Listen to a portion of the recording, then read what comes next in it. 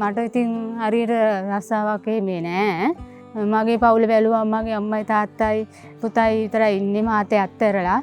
ඉතින් ඒ හින්දා ඉතින් ගොඩක් දුරට මගේ තාත්තගේ ජීවිතේ මාර්ගෙන් තමයි අපි ජීවත් වෙන්නේ. ඉතින් මට නිකන් ඉන්න බැරි නිසා මම කලා ඒව කරනවා. පොඩි මුදලක් ලැබෙනවා. ඉතින් ඒක සතුටෙන් බාර ගන්නවා. මේවර ස්තුති වෙන්න ඕනේ මොකද ඒ වගේ දෙයක් මට නම් කවදා ලැබුණේ නෑ. බුදුම සතුටක්. ඒකේ තිබුණා ඒ කොලේ තිබුණා 17ක් විතර තිබුණා. අපේ ගෙදර ඉතින් සාලුයි තිබුණ දේවල් ඉතින් අපේ පොඩි එක්කෙනා එයා ගත්තා. ඉතින් කෝපේ පාවිච්චි කරා අයියත්. ඉතින් අම්මට සෙරෙප්පු දෙක දුන්නා.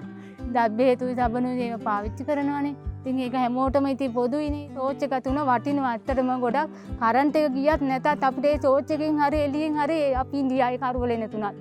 ඉතින් අපිට ඒක වටිනවා. අපිට ඒ වගේ දේවල් ගන්න හම්බෙන්නේ නෑනේ. ඒ වගේ දේවල් ඉතින් කලාතුරකින් අපිට ලැබෙන්නේ. ඉතින් ඒක නිසා බොහොම ස්තුතියි. මට නම් ගොඩක් පිං. මට කියන්න තියෙන්නේ ඒක තමයි.